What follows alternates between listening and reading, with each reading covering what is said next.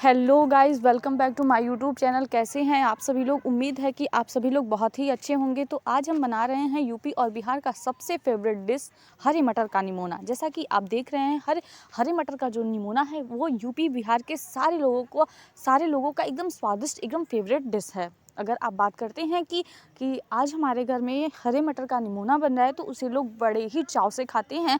तो आज हम इसी को बनाने की विधि को जानते हैं। तो आइए शुरू करते हैं इस प्यारे से इस टेस्टी डिश को बनाने की एक छोटी सी प्यारी सी रेसिपी। तो आप लोगों का बहुत बहुत स्वागत है मेरे इस चैनल में। श्रद्धा मिश्रा के चैनल में आप सभी लोगों का बहुत बहुत स्वागत है। तो आइए शुरू करते हैं। इस प्रकार से हम हरा मटर जो होता है वो उसको छील के अलग कर लेंगे। मटर के दाने को अलग कर लेंगे और छिलके को अलग कर लेंगे। उसके बाद हम इसको 2-3 पानी से धुलने के बाद इसको हम ग्राइंडर में डाल के अच्छे से उसका पेस्ट बना लेंगे, क्योंकि बिना पेस्ट के ये बनेगा नहीं। तो हम इसका पेस्ट बनाने के बाद ही आगे की प्रक्रिया देखेंगे। तो बन के तैयार हो गया है हमारा हरे मटर का पेस्ट। तो पेस्ट को बनाने के बाद हम इसको एक दूसरे बर्तन में निकाल लेंगे। जैसा कि आप देख रहे हैं, इसको दूसरे बर्तन में निकालने के बाद ही हम इसके मसाले की बात करेंगे।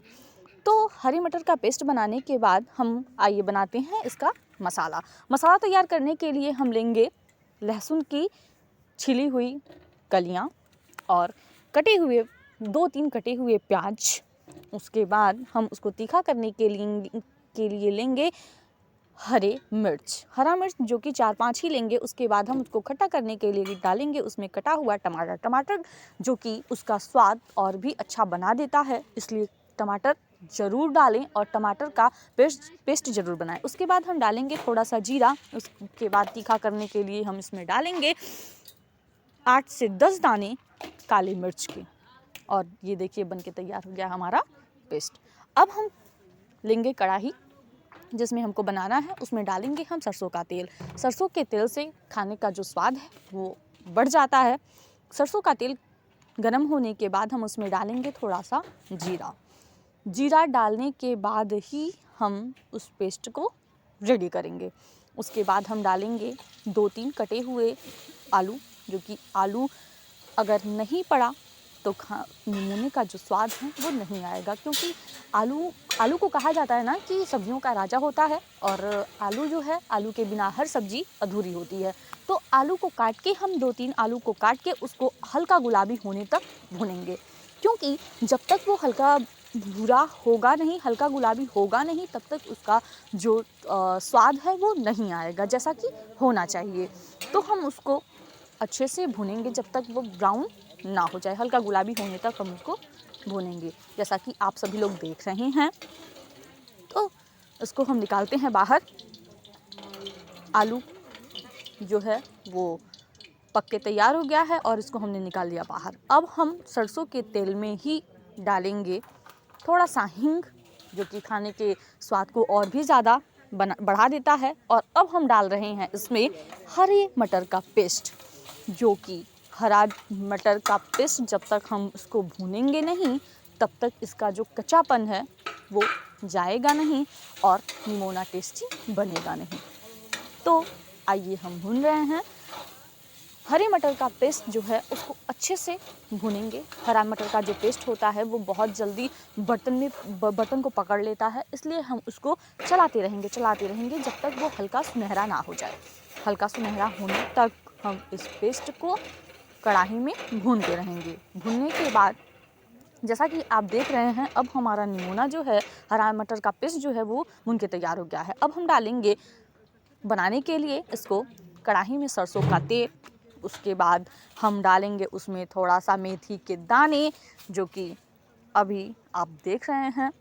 मेथी के दाने डालने से उसका जो कलर होता है और उसका जो स्वाद होता है उससे और भी ज़्यादा बढ़ जाता है। मेथी का दाना डालना ज़रूरी भी होता है। उसके बाद हम डालेंगे उसमें थोड़ा सा हींग को डालने के बाद अब हम जो हमने मसाले का पेस्ट बनाया था वो अब हम डालेंगे, जैसा कि टमाटर, प्याज, लहसुन, मिर्च काले मिर्च, जीरा, इन सबों का पेस्ट हमने जो बनाया था उसको हम डाल चुके हैं। अब हम इसको थोड़ी देर के लिए 5 से 10 मिनट के लिए इसको लो फ्लेम पे भूनेंगे।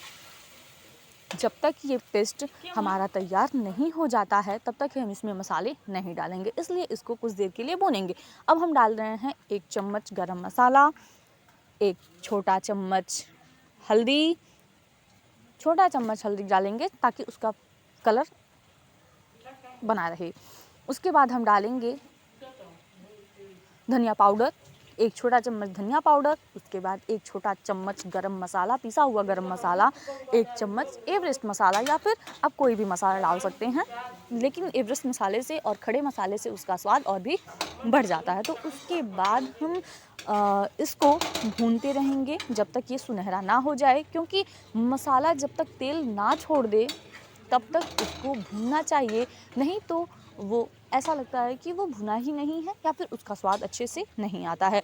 तो जब तक आपका जो मसाला है, कोई भी डिश हो, उसका जो मसाला है वो जब तक तेल और मसाले अलग ना होने लगे तब तक आप उसको अच्छे से भूनते रहिए। और आप देख रहे हैं कि जिस तरह से हम भून रहे हैं मसाले को, उस तरह से आप भी भूनिए। और अब आप देख रहे हैं कि मसाले और तेल अब अलग अलग होने लगे हैं, यानी कि हमारा मसाला जो है वो तैयार हो चुका है। अब बारी है अगले स्टेप की, यानी कि अगले डिश की।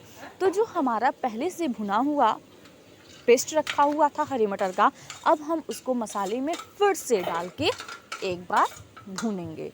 तो उस भूनने के बाद मतलब ऐसा ना लगे कि हम कोई ऐसी डिश बना रहे हैं जो कि अच्छा ना लगे, तो इसलिए हम उसको फिर से भूनेंगे, थोड़ा भूनेंगे।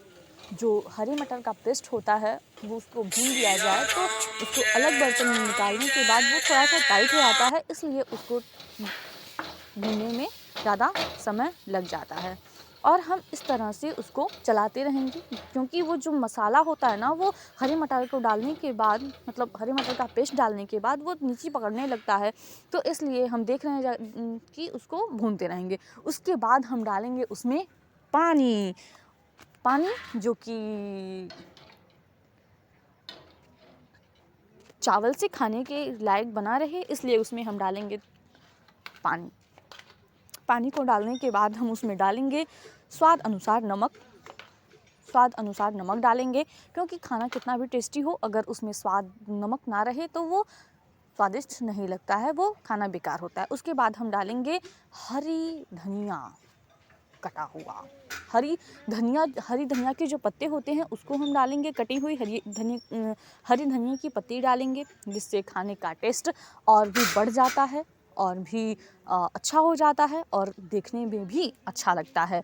तो ये बन के तैयार हो गया है हमारा प्यारा सा डिश, जो कि यूपी और बिहार के लोगों का सबसे फेवरेट डिश है, और ये है हमारा हरे मटर का निमोना। तो कैसा लगा आपको ये वीडियो, कमेंट करके ज़रूर बताएं, ताकि और भी इसी तरह के डिश आपको मिलते रहें। तो फिर मिलते हैं अगले वीडियो में। आप लाइक, शेयर और कमेंट करना ना भूलें।